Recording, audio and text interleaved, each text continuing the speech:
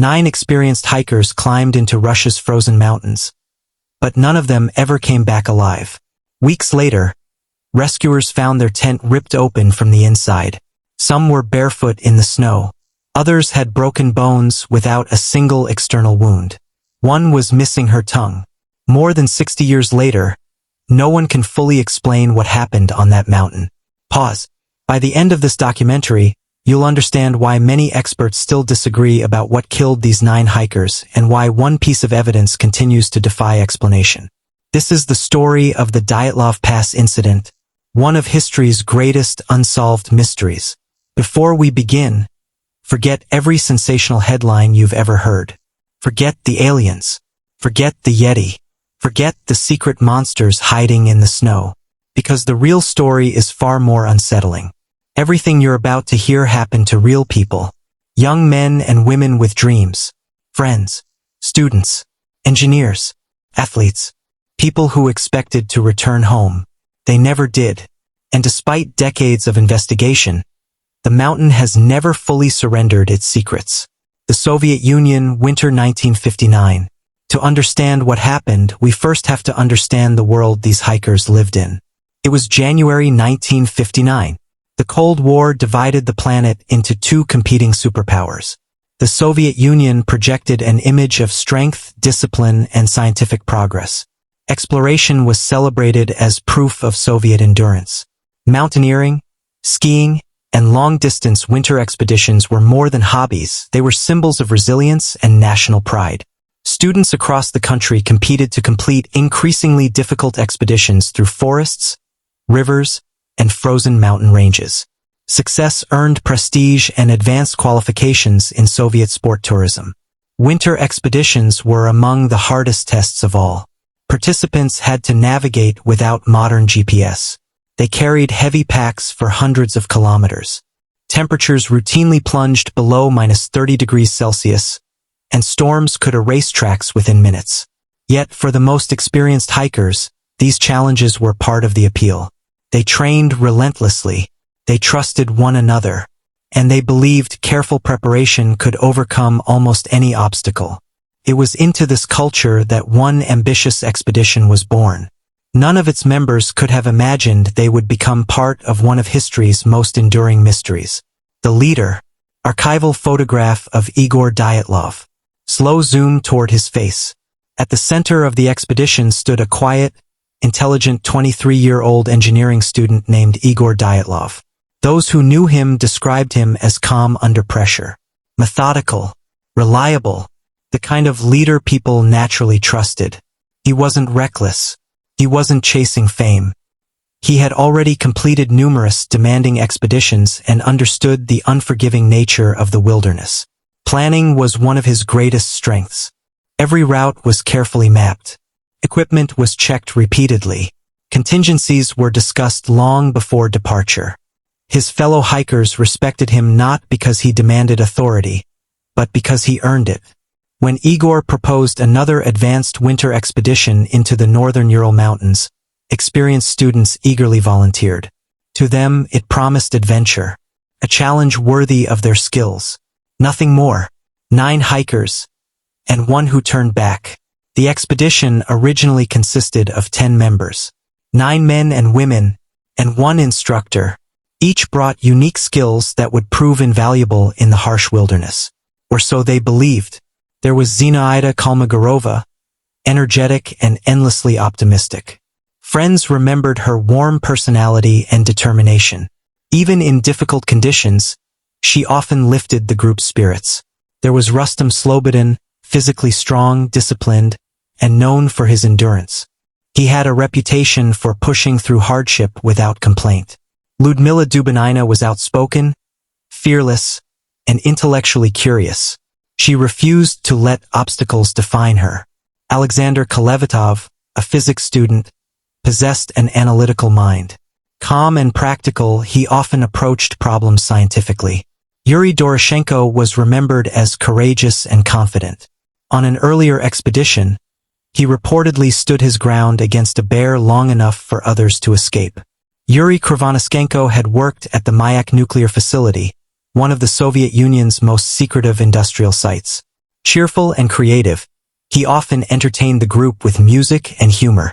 Nikolai Thibault-Brignol, descended from a French family, was energetic and adventurous, admired for his resilience. Semyon Zolotaryov, the oldest member at 38, was a decorated World War II veteran. Unlike the others, he was not a student. His military experience and maturity added another layer of confidence to the team.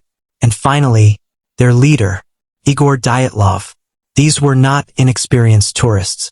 They were highly trained winter hikers attempting a Category 3 expedition, the highest certification level available in Soviet sport tourism. For people with their background, this journey was considered difficult, but entirely achievable. There was also a 10th member, Yuri Yudin. He began the expedition alongside the others. But shortly after setting out, severe back and leg pain forced him to make the painful decision to turn around. He shook hands with his friends, watched them disappear into the snowy wilderness, and promised to see them when they returned. He would become the only member of the expedition to survive. For decades afterward, Yuri carried the weight of being the last person to see them alive. Preparing for the journey, the objective was straightforward. Travel by train and truck to the northern Urals. Ski across remote wilderness. Reach Mount Otorten, one of the region's prominent peaks. Return along the planned route. The total journey would span hundreds of kilometers through forests, frozen rivers, and exposed mountain slopes. Food supplies were carefully rationed. Medical equipment packed. Cameras loaded with fresh film. Diaries prepared to document the adventure. The hikers understood the dangers. Extreme cold, heavy snowfall, strong winds, possible injuries. But nothing suggested the expedition faced extraordinary risk. Their route had been approved. Their qualifications exceeded the requirements. Families expected them home within weeks. Everything appeared routine. And perhaps that's what makes what happened next so disturbing. Because disasters often leave warning signs. This one almost didn't. The journey begins. On January 23, 1959, the group boarded a train heading north. Archival photographs from the journey show smiling faces pressed against carriage windows. Friends laughing together, sharing food, playing music, writing letters. There is no fear in their expressions. Only excitement. As they traveled deeper into the Soviet interior, cities gave way to forests. Forests gave way to frozen wilderness. Eventually, roads disappeared altogether. The expedition continued by truck, then by foot, then on skis. Every step carried them farther from civilization, farther from help, farther toward a mountain the local Mansi people called Kolet-Syakolofen, translated as Mountain of the Dead. Despite its ominous name, historians note that the name likely referred to the mountain's barren terrain and poor hunting rather than to any supernatural legend. Still, the name would later become impossible to ignore. Life on the trail, authentic expedition photographs, ski tracks crossing endless snowfields, campfires at dusk. The diaries paint a vivid picture of life on the expedition. The hikers joked with one another. They sang songs around camp, shared meals, took photographs of playful moments in deep snow. They weren't simply surviving. They were enjoying themselves. Even difficult weather became another challenge to conquer together. The entries reveal confidence rather than anxiety. Fatigue, yes. Cold, certainly. But panic? None. The photographs show young people smiling into the camera, unaware that each image would one day become forensic evidence. Each laugh, each footprint, each handwritten page would later be examined by investigators searching desperately for clues. A mountain waiting in silence.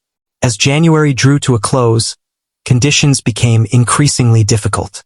Snow deepened. Visibility worsened. Powerful winds swept across the exposed slopes. Progress slowed. Navigation became more challenging. Still, the hikers pressed on. Experienced groups often encountered setbacks in winter. Adjusting routes and campsites was normal. Nothing in the surviving diary entries suggested they believed disaster was approaching. Yet somewhere ahead, hidden beneath the snow, lay the final chapter of their journey. A chapter they would never write. The last diary entry ends without warning. No mention of fear. No sign of panic. Just another day in the mountains. But within the next 24 hours, something would happen on that slope that would force 9 experienced hikers to abandon the only shelter they had, in temperatures cold enough to kill within hours. What could possibly make trained survival experts flee into the darkness, half-dressed, barefoot, and never return? For nearly a week, everything unfolded almost exactly as planned. The hikers skied through frozen forests, crossed snow-covered rivers, climbed steadily toward the northern Ural Mountains. Their journals remained cheerful. Their cameras captured laughter. Their experience guided every decision. If anyone had encountered them along the trail, they would have seen 9 confident adventurers on a routine winter expedition. Nothing about them suggested they were walking toward one of history's greatest mysteries. Yet the mountains had already begun testing them. And with every kilometer they gained, the margin for error grew smaller. The northern Ural Mountains are unlike the dramatic alpine peaks many people imagine. Their summits are broad, rounded, and exposed. Above the tree line, there is almost nothing to block the wind. In winter, snow drifts relentlessly across the slopes. Visibility can disappear in minutes. Landmarks vanish. The sky and the ground merge into a single sheet of white. Even experienced navigators can lose their sense of direction. Temperatures routinely fall below -30 degrees Celsius. When strong winds are added, exposed skin can begin freezing within minutes. Modern survival experts describe these conditions as unforgiving not because they are impossible to endure, but because small mistakes quickly become life-threatening. And in 1959, there were no satellite weather forecasts, no emergency beacons, no GPS, only maps, compasses, experience, and trust. Into Mansi territory, the hikers were traveling through a remote region traditionally inhabited by the Mansi, an indigenous people who had lived in the northern Urals for centuries. The Mansi were skilled hunters and reindeer herders, deeply familiar with the landscape. Contrary to later rumors, there is no credible evidence that they were hostile toward the expedition. In fact, investigators found no signs of conflict with the Mansi, and the Soviet investigation ultimately ruled out their involvement.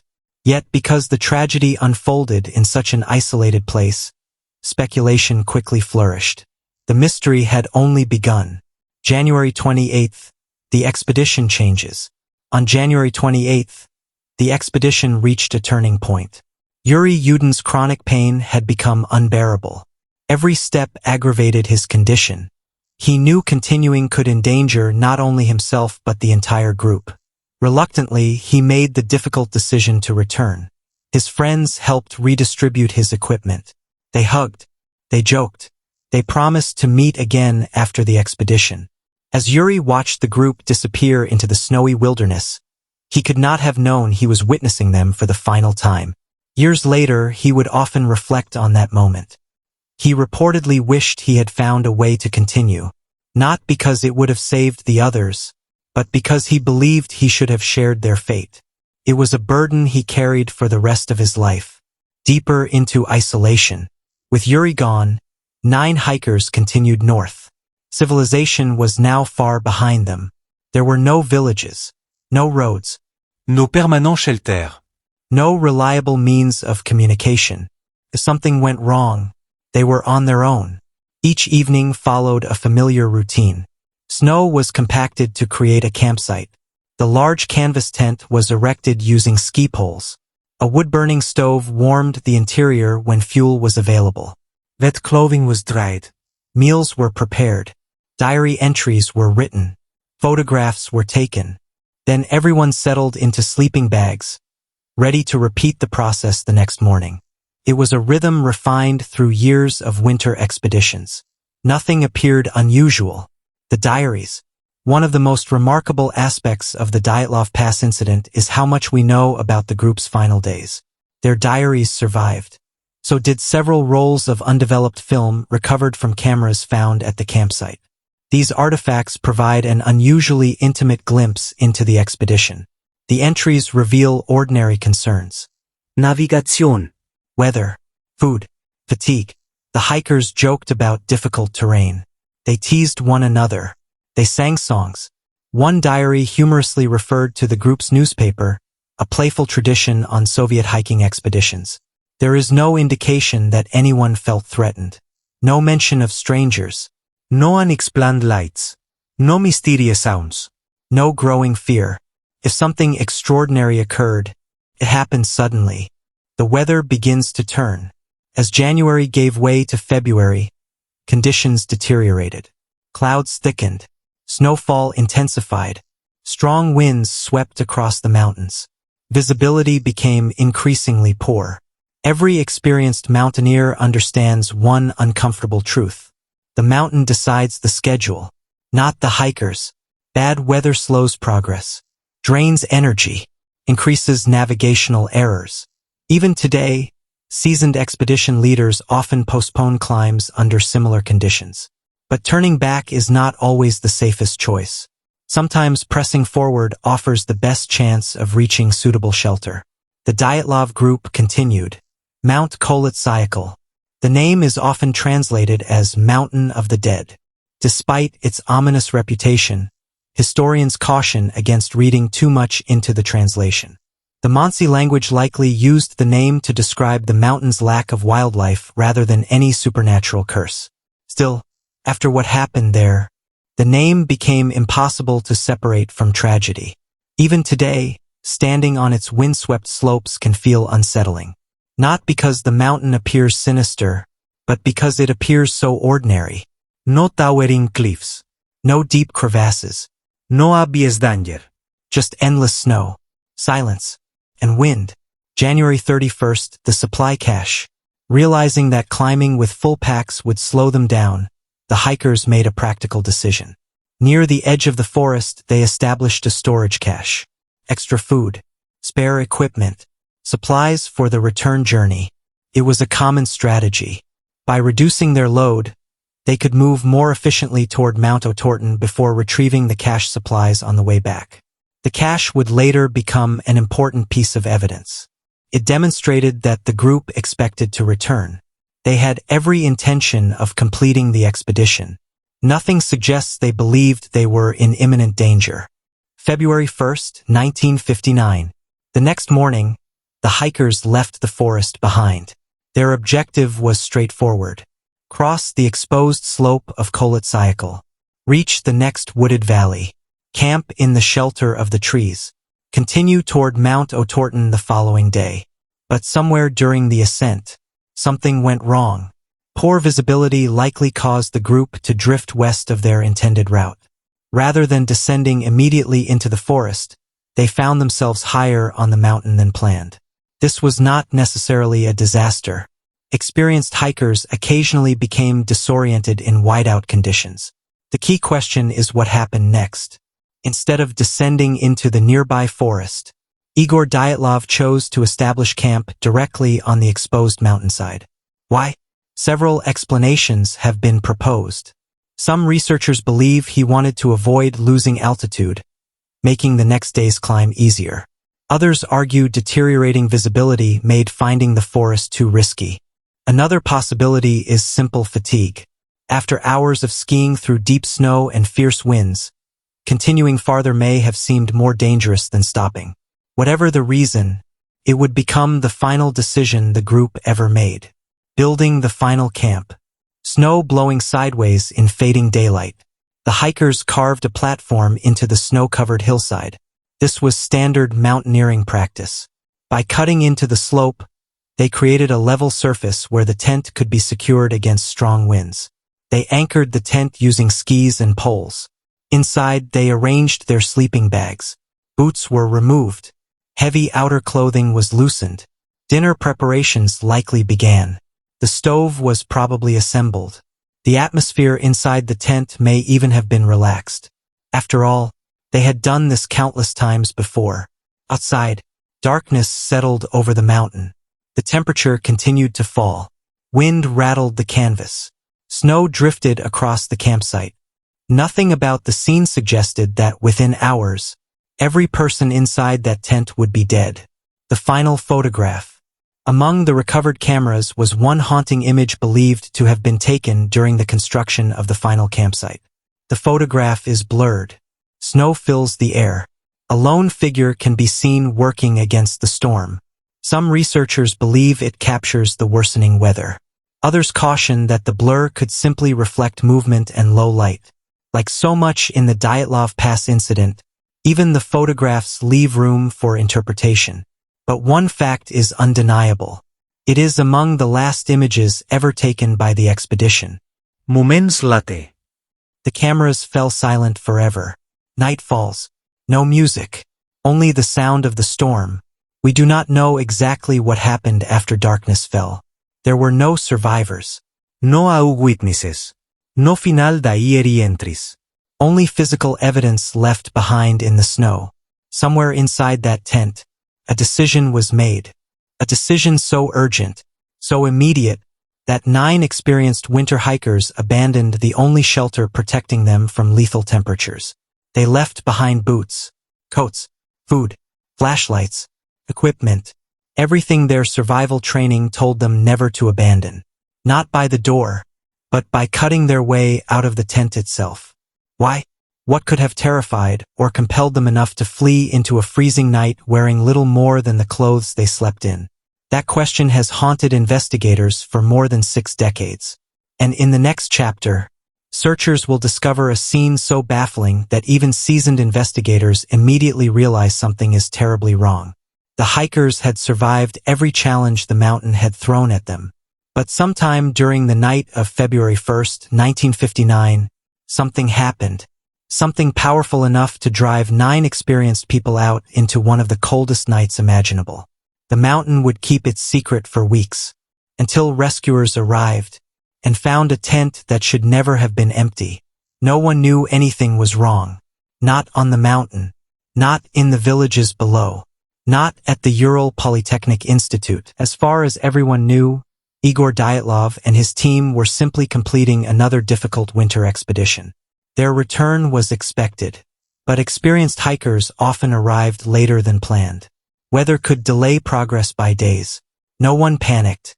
At least, not yet, because while families waited for letters, and classmates expected cheerful stories from the mountains, the truth was already buried beneath drifting snow. A journey measured in silence. Visual, archival photographs of the hikers fade slowly across the screen. A train station filled with people waiting. Snow falls outside. Before leaving, Igor Dyatlov had told friends that once the expedition returned to the settlement of Vizhai, he would send a telegram confirming that everyone was safe.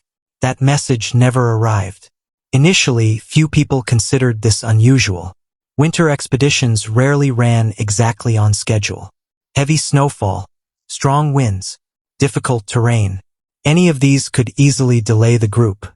A few extra days meant little. But as the calendar continued to advance, confidence slowly gave way to concern. Every day without news made the silence feel heavier. Growing concern.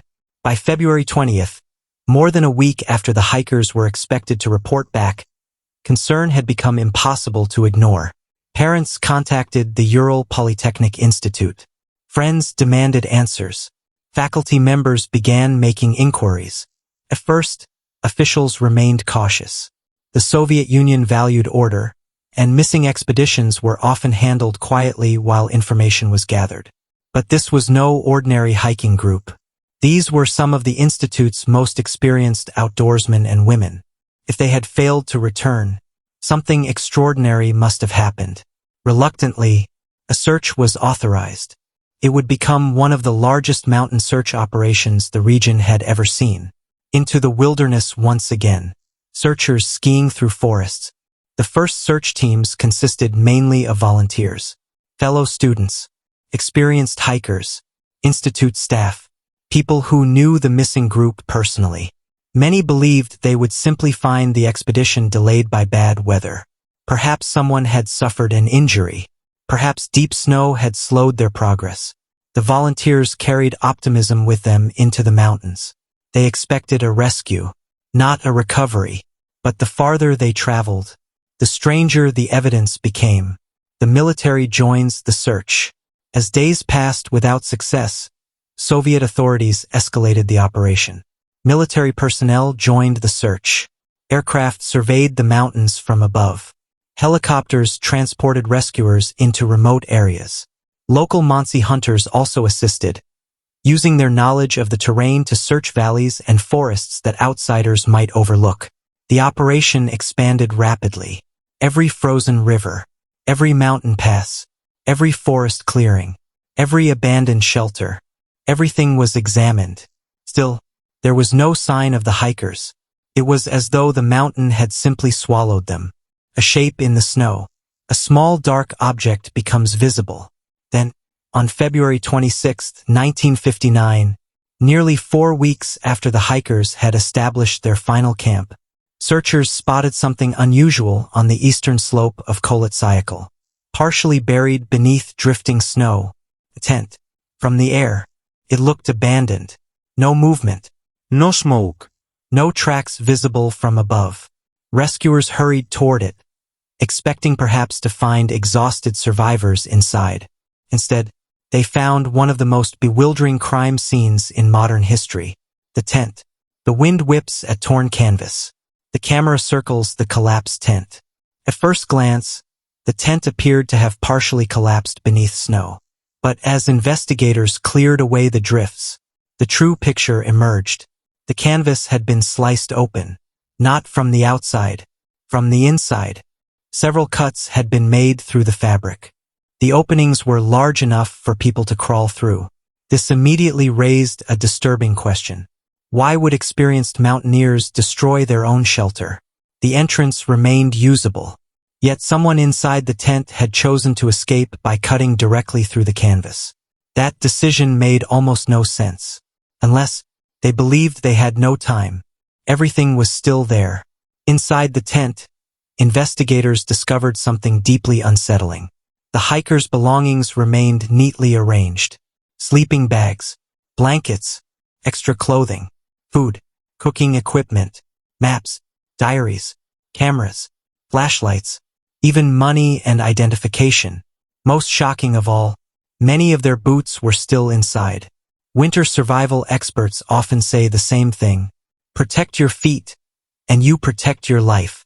Without insulated boots, walking across snow at -25 to -30 degrees Celsius becomes agonizing within minutes. Yet the hikers had left them behind. Some appeared to have departed wearing only socks. Others were barefoot. Heavy jackets were also missing from several individuals. It was as if the group had abandoned the tent in the middle of settling down for the night. Whatever forced them out, it happened suddenly. The footprints. Outside the tent, searchers made another extraordinary discovery. Footprints. Remarkably, the snow conditions had preserved them. Investigators identified tracks belonging to the hikers leading away from the tent. Not running wildly, not scattered in panic. Instead, many of the footprints suggested the group had moved at a controlled pace. Some walked, some shuffled, some were barefoot. Others wore only socks or a single felt boot. The trail descended the mountainside toward the distant tree line, roughly 1.5 kilometers away. There were no signs of pursuit, no additional footprints indicating attackers, no evidence of a struggle around the campsite. Only the footprints of the 9 hikers, leaving safety behind, and walking into darkness, the forest edge. The tracks eventually disappeared beneath deeper snow near the forest. Beyond that point, the mountain revealed nothing. Rescuers now faced an impossible question. Had the hikers reached the trees? Had they built another shelter? Were they still alive somewhere beyond the forest? Hope lingered, barely. Search teams spread out among the towering Siberian pines, calling names, listening for replies, finding only silence. A campfire in the woods. Fade into the actual investigation photographs. Soon, someone shouted. At the edge of the forest stood an enormous cedar tree. Beneath it, the remains of a small campfire. Charred branches, burned clothing, broken twigs scattered around the trunk. Nearby, the first 2 bodies. The search had become a recovery. But as investigators examined the scene, the mystery only deepened, because the evidence beneath that cedar tree suggested the hikers had not immediately given up. They had tried to survive. They had built a fire. They had climbed the tree. But why? What were they trying to see? Or perhaps, what were they trying to escape? A scene that raised more questions.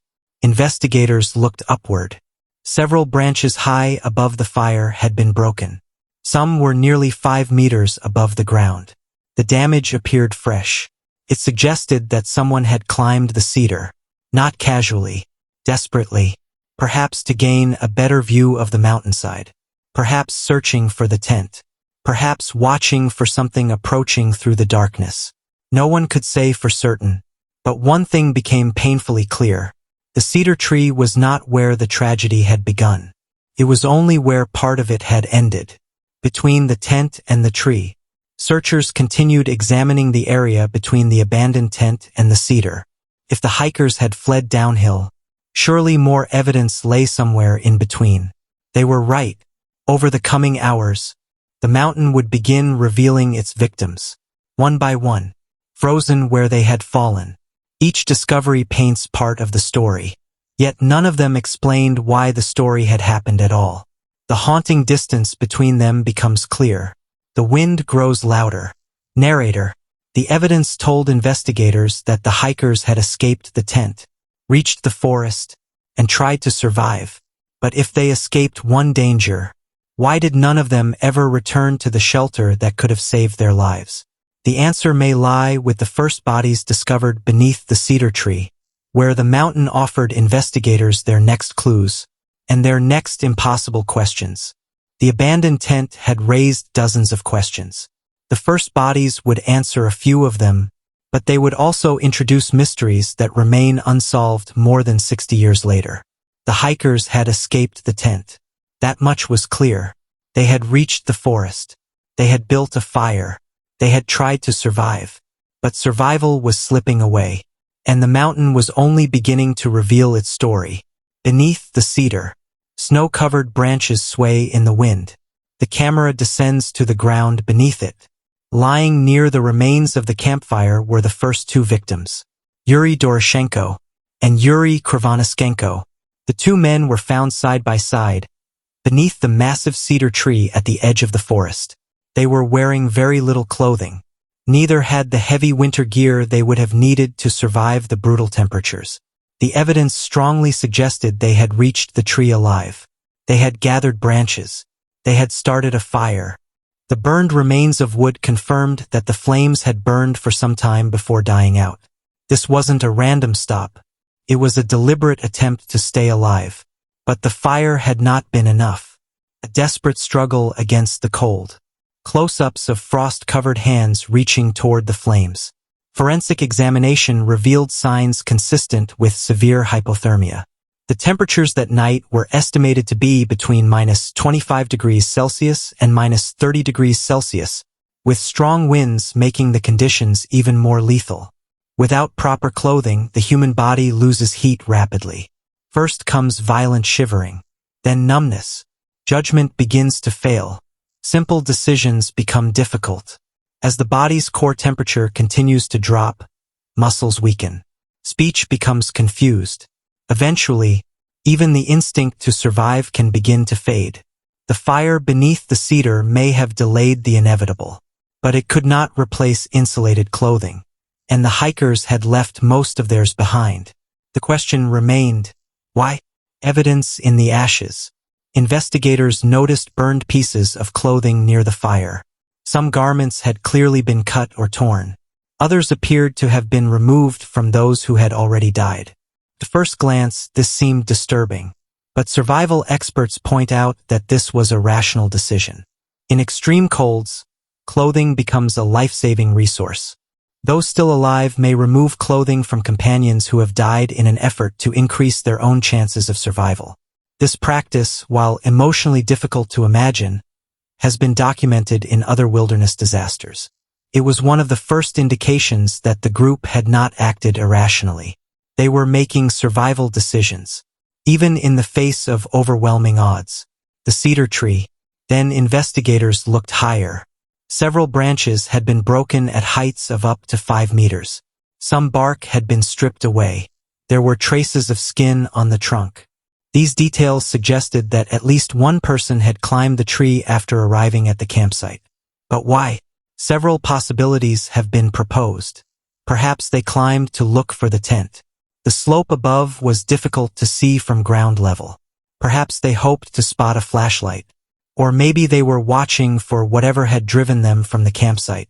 No evidence provides a definitive answer. The broken branches remain one of many silent clues. Following the trail back, a faint line traces the route back to the abandoned tent. If the hikers had reached the forest, why hadn't they stayed together? Searchers continued scanning the snowy terrain between the cedar and the tent. Soon, another body was found. Then another. Then another. Each one lay closer to the tent than the last. It appeared that after building the fire, several members of the group had made a desperate decision. They had attempted to return. Igor Dyatlov. The first of these three was the expedition leader himself. Igor Dyatlov was discovered lying face down in the snow. His body pointed toward the tent. One hand was positioned beneath him. The other appeared to be reaching forward, as though he had been moving uphill when he collapsed. There were no injuries severe enough to explain his death. The official cause was hypothermia. To many investigators, the position of his body told a heartbreaking story. Even after everything that had happened, Igor may have been trying to lead his group back to safety. Zinaida Kolmogorova. Snow drifts across the frame. Farther uphill, searchers found Zinaida Kolmogorova. Like Igor, she was positioned between the cedar and the tent. She, too, appeared to have been moving toward the campsite. Her injuries consisted mainly of superficial abrasions and bruises, consistent with exposure to the harsh environment. Again, the official cause of death was hypothermia. Zinaida had been one of the group's most optimistic members. Her diary entries were filled with warmth and humor. Now she lay frozen on the mountainside she had crossed so confidently only days earlier. Rustam Slobodin. The third body discovered along the route belonged to Rustam Slobodin. He was closer to the tent than the others. His position suggested he had nearly made it farther than anyone else. During the autopsy, investigators identified a small fracture to his skull. Modern forensic experts generally agree that the injury was unlikely to have been fatal on its own. Instead, they believe he probably sustained it during a fall while moving through the icy terrain. Like Igor and Zinaida, Rustam ultimately died from hypothermia. The evidence suggested that at least 3 members of the group had attempted to return to the tent after reaching the forest. None succeeded. What the first 5 victims revealed. By early March, investigators had located 5 of the 9 hikers. The pattern was striking. 2 beneath the cedar. 3 positioned between the cedar and the tent. Together, they painted the outline of a possible sequence of events. The group fled the tent. They reached the forest. A fire was built. Some remained behind. Others attempted to return for clothing or equipment. One by one, they collapsed before reaching the campsite. It was a plausible reconstruction, but it explained only part of the mystery, because 4 hikers were still missing. And what investigators would discover when the snow finally melted would transform the case forever. The missing 4. Spring arrived slowly in the northern Urals. Weeks turned into months. Search teams continued probing the snow. Avalanche poles were driven into deep drifts. Volunteers searched ravines and streambeds, hidden beneath meters of packed snow. Still, nothing. It wasn't until May 1959, more than 3 months after the hikers had vanished, that the remaining 4 bodies were finally found. They weren't scattered across the open slope. They weren't near the cedar. They lay deep inside a snow-filled ravine, concealed beneath approximately 4 meters of snow. And unlike the first 5 victims, these 4 had suffered injuries so severe that even experienced investigators struggled to explain them. Massive chest fractures, crushed skulls, soft tissue damage unlike anything seen in the others. Yet remarkably, very little external trauma.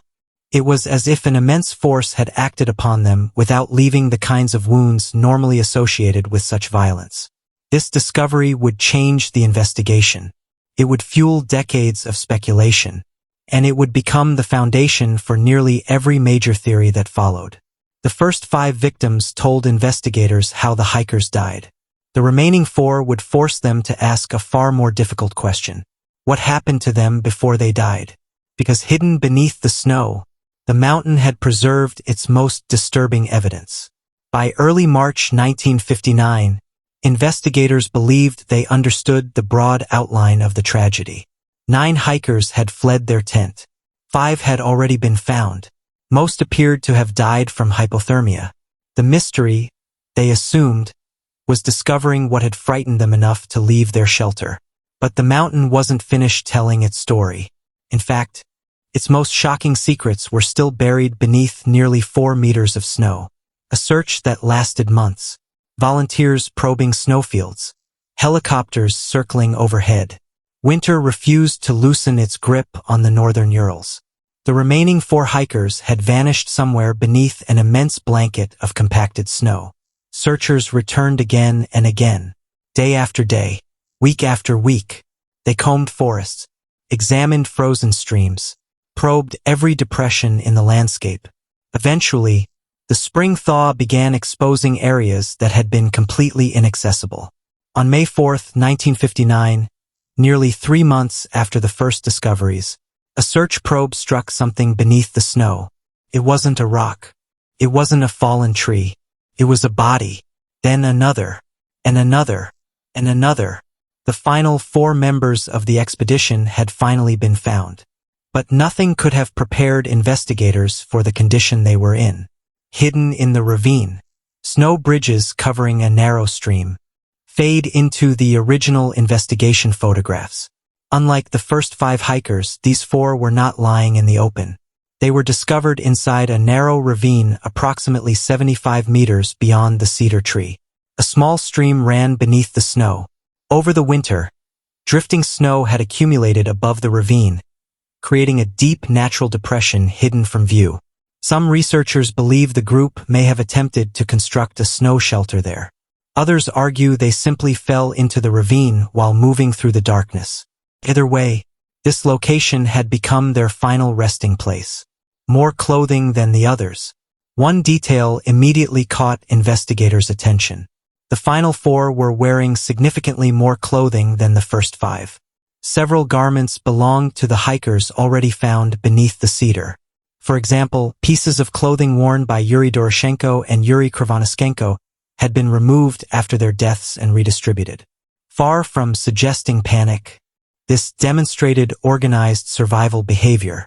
The remaining hikers had understood that preserving body heat was essential. They had used every available resource. It was a logical decision, one made by people still trying to stay alive. Ludmila Dubinina. Fade to forensic sketches. Respectful, subdued tone. Among the 4 was Ludmila Dubinina. Her injuries stunned investigators. She had suffered multiple fractured ribs. According to the autopsy, the force required to produce these injuries was extraordinary. Yet there were remarkably few external wounds. No extensive cuts. No massive bruising consistent with a conventional assault. Even more disturbing, soft tissue around her mouth had been lost. Her tongue was absent. Parts of the soft tissue of her lips were also missing. For decades, this became one of the most sensationalized aspects of the Dyatlov Pass incident. But forensic experts urge caution. The autopsy did not conclude that her tongue had been violently removed while she was alive. Instead, many modern forensic specialists believe the missing soft tissue is consistent with post-mortem decomposition in a wet ravine environment, combined with natural scavenging by small animals and the action of flowing water beneath the snow. Even today, not everyone agrees, but it is important to distinguish established forensic evidence from speculation. Semyon Zolotaryov, the oldest member of the expedition, Semyon Zolotaryov, lay nearby. His injuries were equally severe. He had suffered multiple fractures to the chest. The damage was so extensive that several ribs were broken.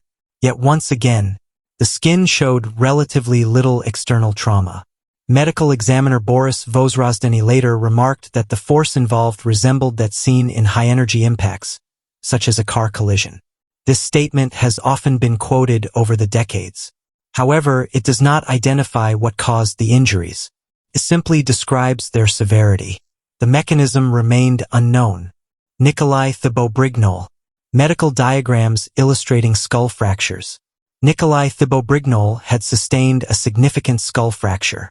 Like the chest injuries found in the others, the damage suggested substantial blunt force trauma. Yet again, there were few corresponding external injuries. No evidence of repeated blows. No defensive wounds. No signs of a prolonged fight. This unusual combination puzzled investigators. How could such devastating internal injuries occur without the kinds of external damage typically associated with violence? It remains one of the central questions in the entire case. Alexander Kolevatov. The fourth member recovered from the ravine was Alexander Kolevatov. Compared with the others, his injuries were less extensive. He suffered trauma to the neck and facial area, but no catastrophic fractures comparable to those of Dubinina, Zolotaryov, or Thibault-Brignol. His cause of death, like several others, was attributed primarily to hypothermia. Investigators now had all 9 hikers, but they had no single explanation that accounted for every injury. The missing eyes. Water flowing beneath melting snow. No graphic imagery. Another detail would become the subject of decades of speculation. Lyudmila Dubinina and Semyon Zolotaryov were both reported to have missing eyes. Alexander Kolevatov also showed damage to facial soft tissue. Popular accounts often portray these findings as evidence of something sinister. Yet forensic pathologists caution that such injuries are not uncommon in bodies exposed for extended periods in natural environments. Soft tissues of the face, including the eyes, lips, and tongue, are among the first areas affected by decomposition, water movement, freeze-thaw cycles, and scavenging by small animals.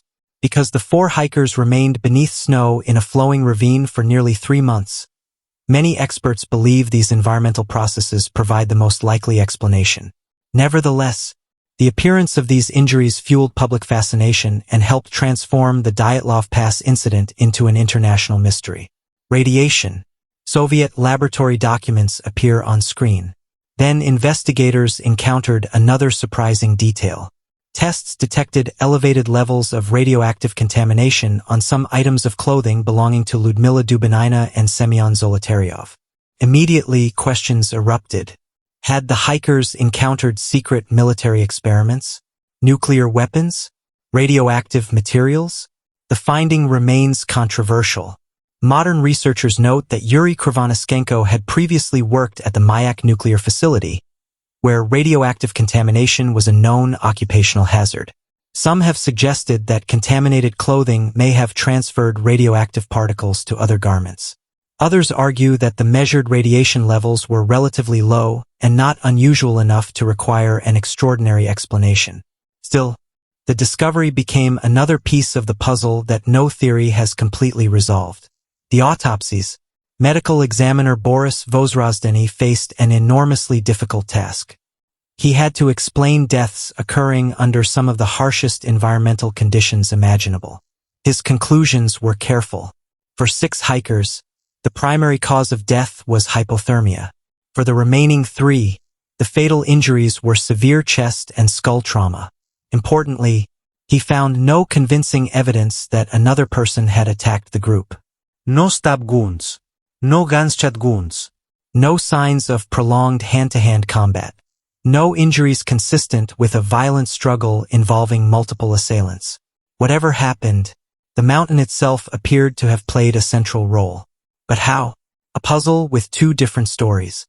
By the end of the recovery operation, investigators were facing what seemed like 2 separate tragedies. The first 5 hikers appeared to have succumbed largely to exposure. The final 4 had suffered catastrophic internal injuries before dying. Could both groups have experienced the same event? Or had the expedition become separated, with each subgroup facing different dangers? No answer satisfied every piece of evidence. The deeper investigators looked, the more complicated the mystery became. The The mountain gives up its dead. The search was finally over. All 9 hikers had been found. Families could bury their loved ones. The Soviet investigation now possessed the diaries, the cameras, the tent, the footprints, the clothing, the autopsy reports, and every known physical clue the mountain was willing to surrender. Surely now, the mystery could be solved. Instead, the investigation would produce an official conclusion so vague that it only deepened public suspicion. Questions about military secrecy, hidden evidence, and conflicting forensic findings would haunt the case for decades, because the investigation itself would become almost as mysterious as the tragedy. Papers slide across a desk. A typewriter types the final words of the official conclusion. Fade to black. Narrator: 9 hikers were dead. The evidence had been collected. The autopsies were complete. Now all investigators had to do, it explained what happened. What they ultimately concluded would satisfy almost no one. And some of the most important questions would never be answered. By the spring of 1959, the search was over. All 9 hikers had been recovered. Their cameras had been developed. Their diaries had been translated into evidence. The tent had been examined. The footprints photographed. The autopsies completed. Investigators possessed hundreds of pages of reports. Yet the most important question remained unanswered. What had driven 9 experienced hikers out of their tent into a deadly winter night? The Soviet authorities now faced a difficult task. Not only did they need to explain the deaths, they needed to explain them convincingly. The lead investigator, slow zoom. The official investigation was led by prosecutor Lev Ivanov. Ivanov was not investigating a murder in a city. He was attempting to reconstruct an event that had occurred weeks earlier, on a remote mountainside, where snowstorms had already erased much of the evidence. Every conclusion depended on fragments, footprints, frozen clothing, weather records, autopsy reports, diary entries, photographs taken by the hikers themselves. It was, in many ways, a forensic puzzle with several missing pieces. Reconstructing the final hours. Investigators began by organizing the evidence into a likely sequence. The hikers had established camp on the evening of February 1, 1959. Sometime during the night, they cut open their tent from the inside. They exited with little clothing. They walked downhill toward the forest. They built a fire beneath the cedar. Some attempted to return to the tent. Others continued deeper into the woods. Eventually, all 9 died. The sequence itself was supported by physical evidence.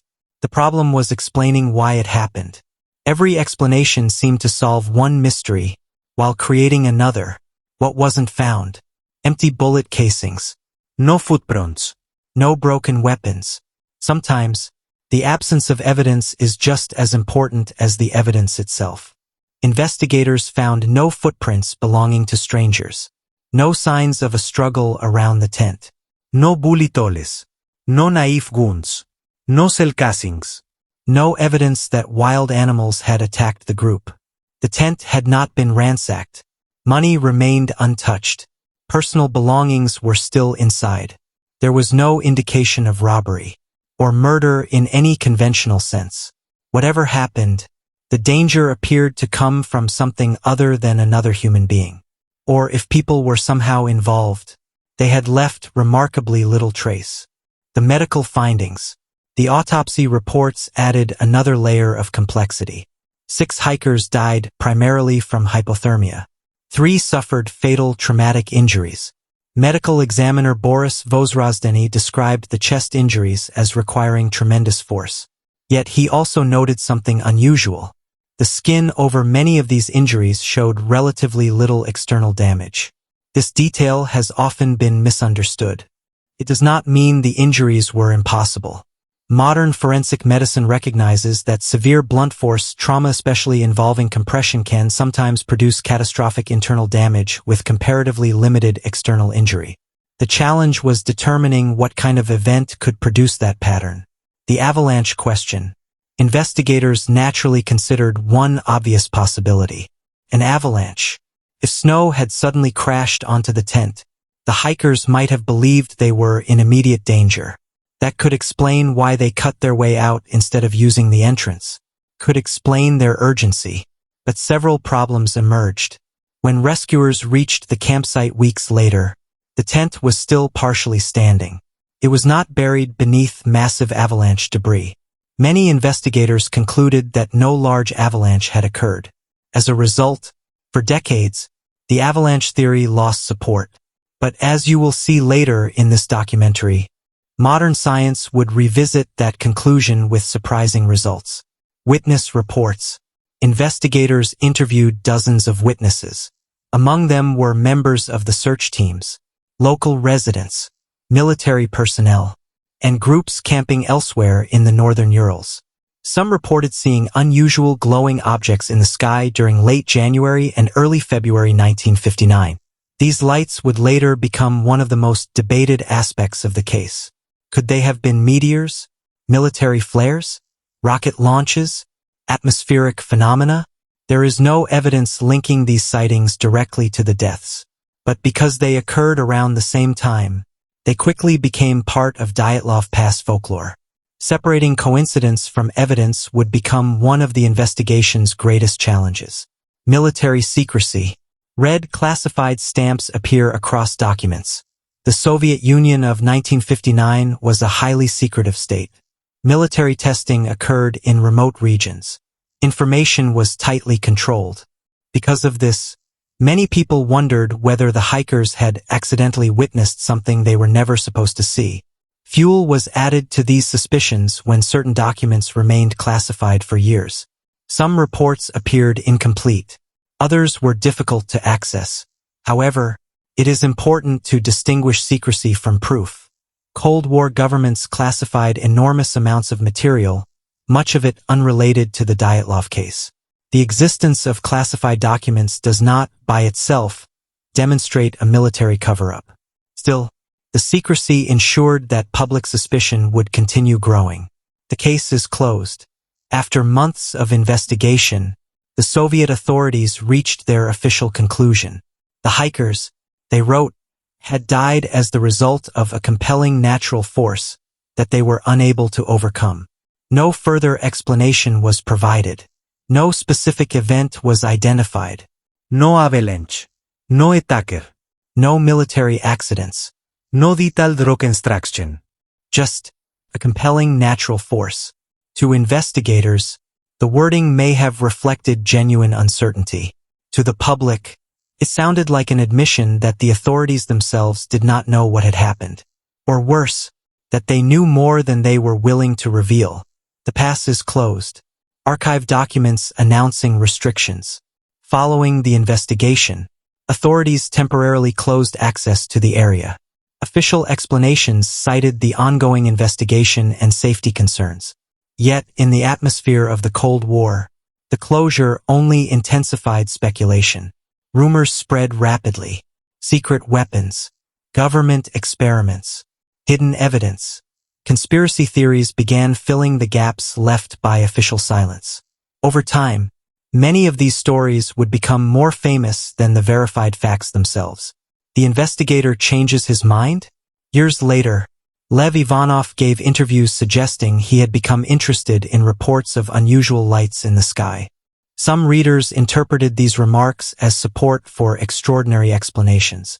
Others cautioned that these interviews occurred decades after the original investigation, when public fascination with the case had already grown enormously. Memories evolve. Perspectives change.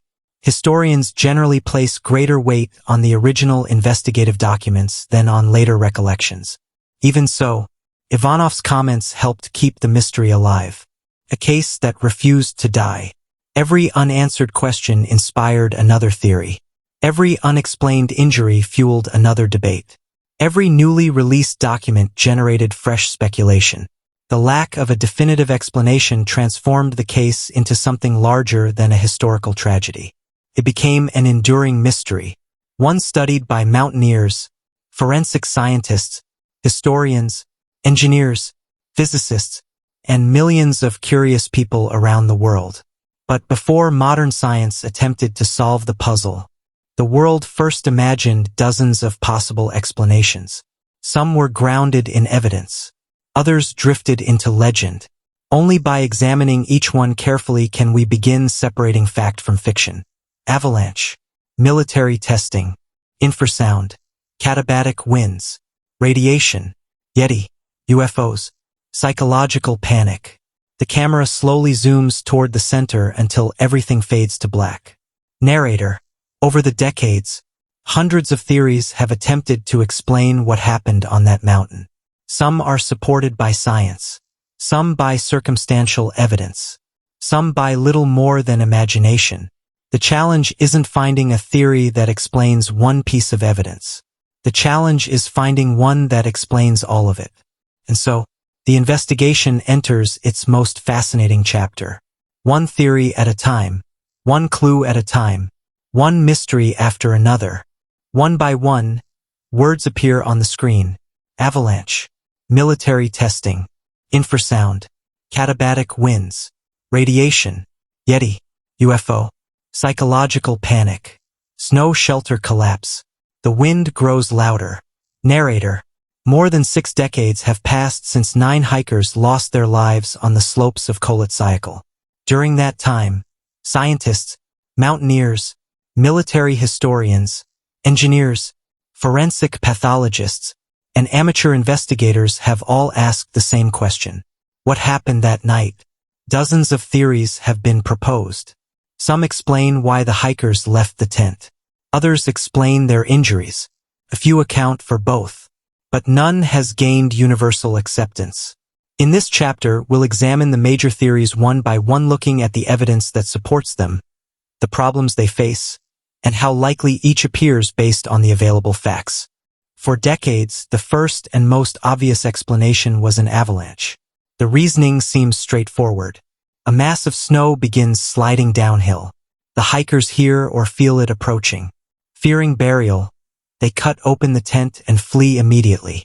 In darkness and extreme cold, they become separated and eventually succumb to hypothermia. At first glance, this theory explains several important details. It accounts for the urgency. It explains why they abandoned their equipment. And it fits the fact that experienced mountaineers are trained to escape a tent quickly if an avalanche threatens. But almost immediately, serious problems emerge. When rescuers reached the campsite nearly 4 weeks later, the tent was still partially standing. It had not been buried beneath a large avalanche deposit.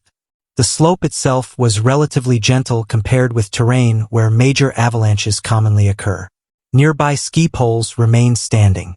Many footprints were still visible leading away from the campsite. Critics argued that a powerful avalanche should have erased most of this evidence.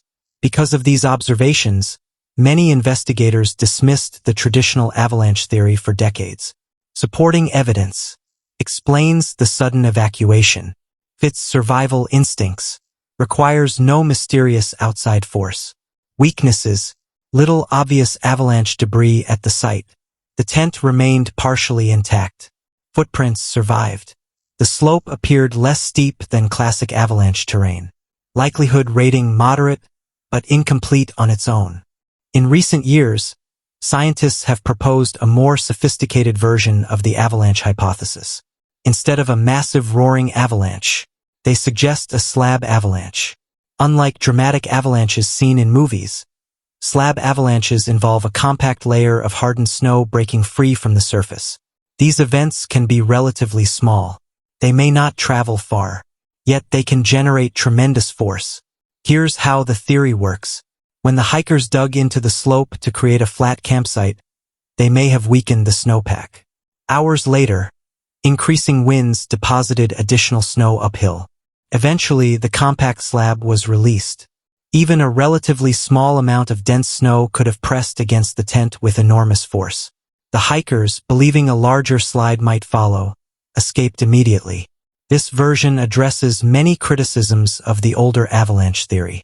A small slab could explain why the tent wasn't deeply buried weeks later. Subsequent winds may have erased much of the remaining evidence. In 2021, Researchers using computer models including methods originally developed for animated snow simulations in the film industry demonstrated that such a scenario was physically plausible. However, questions remain. Would the slab have generated enough force to cause the severe chest injuries seen in some victims? Could it explain why the hikers traveled more than a kilometer away instead of returning quickly? Supporters say yes. Critics remain unconvinced.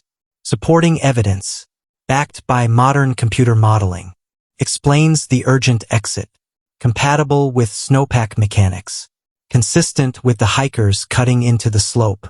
Weaknesses, does not fully explain every injury. Some investigators question whether enough snow accumulated.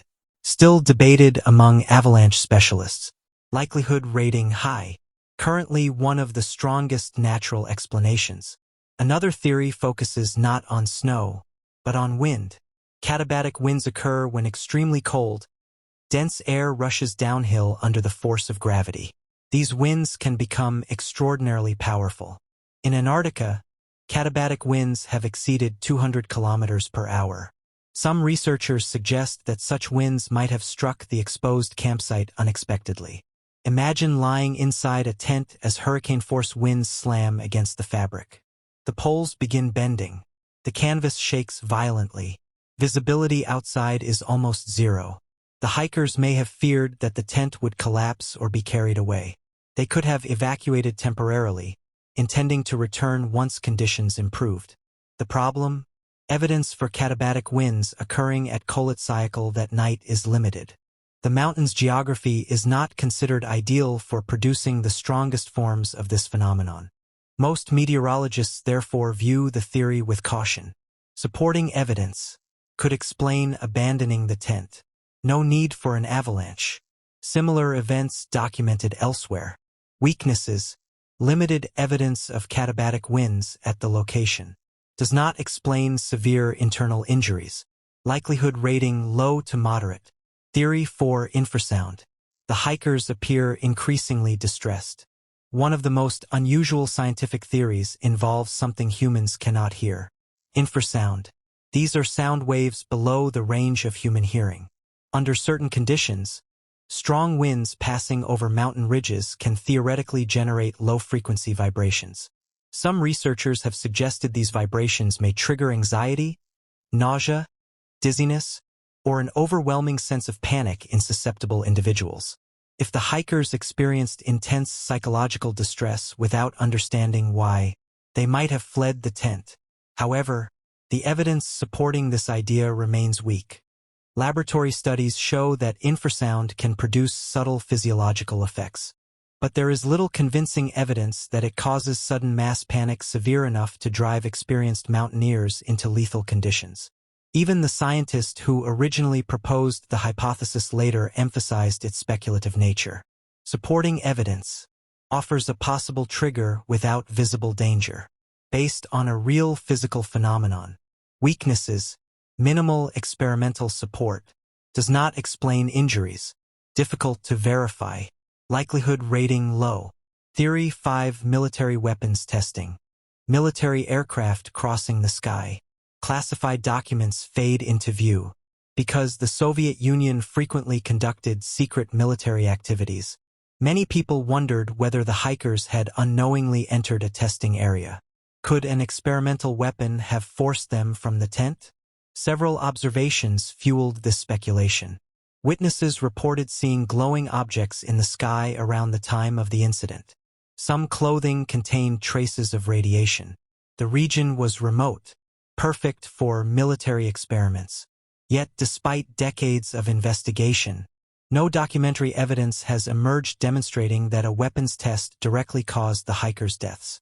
Military records released over time have not confirmed such an accident, and no blast damage consistent with explosives was found at the campsite.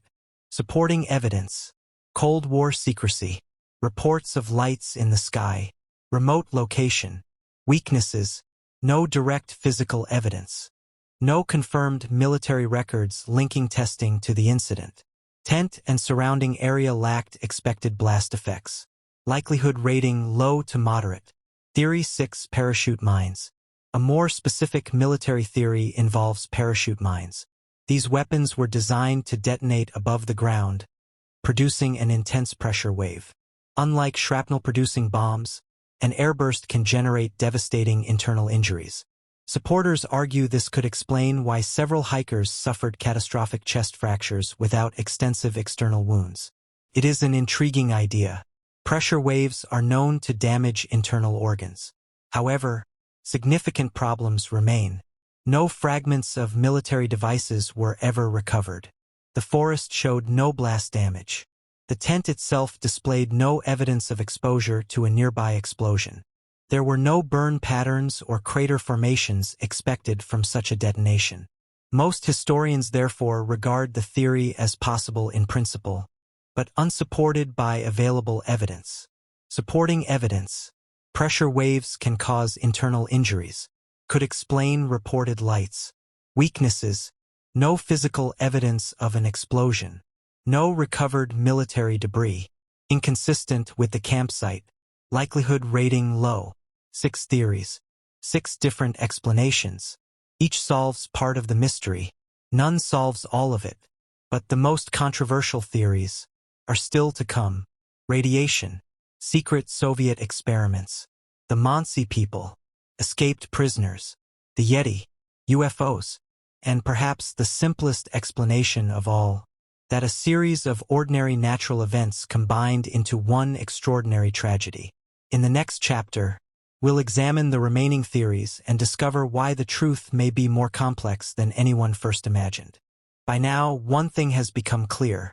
No single theory explains every piece of evidence.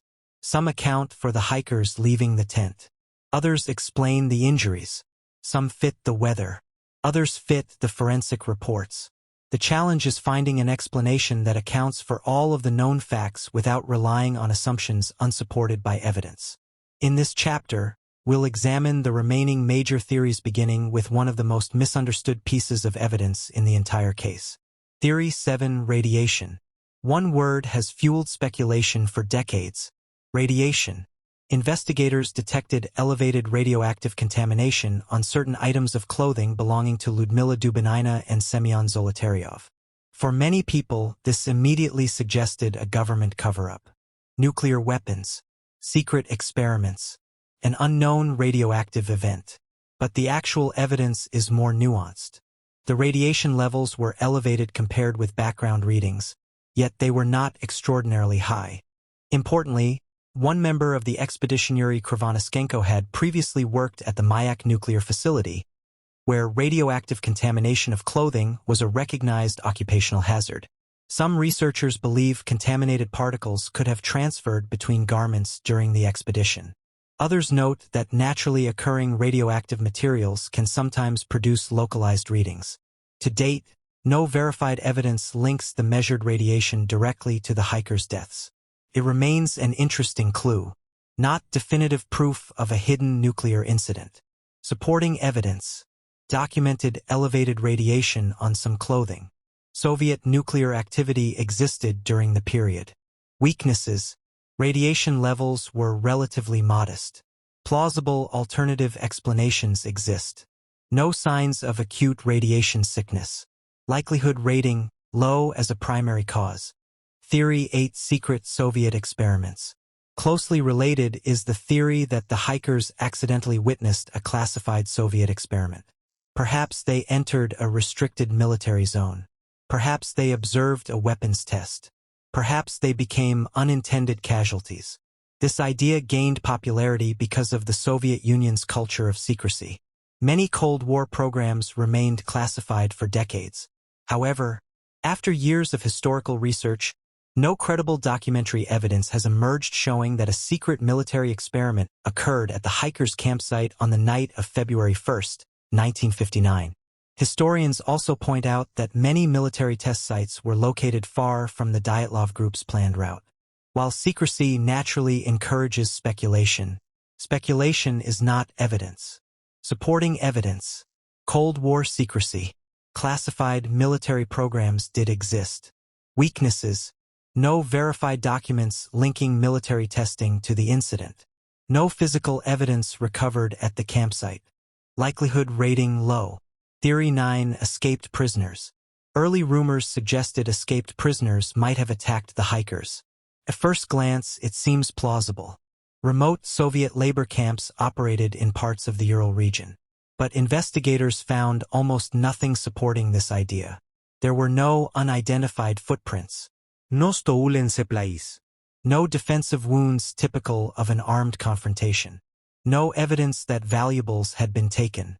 Most importantly, the Soviet investigation found no indication that escaped prisoners were active in the immediate area during the incident. Today, historians generally reject this theory. Supporting evidence. Labor camps existed elsewhere in the region. Weaknesses. No evidence of attackers. No foreign footprints. No robbery. No weapon injuries. Likelihood rating very low. Theory 10. Attack by the Mansi people. Hunters moving through snowy forests. One of the earliest theories blamed the indigenous Mansi people. According to the rumor, the hikers had entered sacred territory and were attacked. This theory gained attention largely because the tragedy occurred on traditional Mansi land. But the evidence simply doesn't support it. Investigators found no signs of combat. No weapon wounds. No unfamiliar footprints. No evidence that the campsite had been approached by outsiders. In fact, local Mansi hunters actively assisted search teams during the recovery effort. Many historians now view this theory as an unfair accusation based on geography rather than evidence. The Soviet investigation officially ruled out Mansi involvement. Then consciousness. History is filled with experienced climbers who made one reasonable decision, only to discover later that it had become the wrong one. The Dyatlov hikers understood these dangers.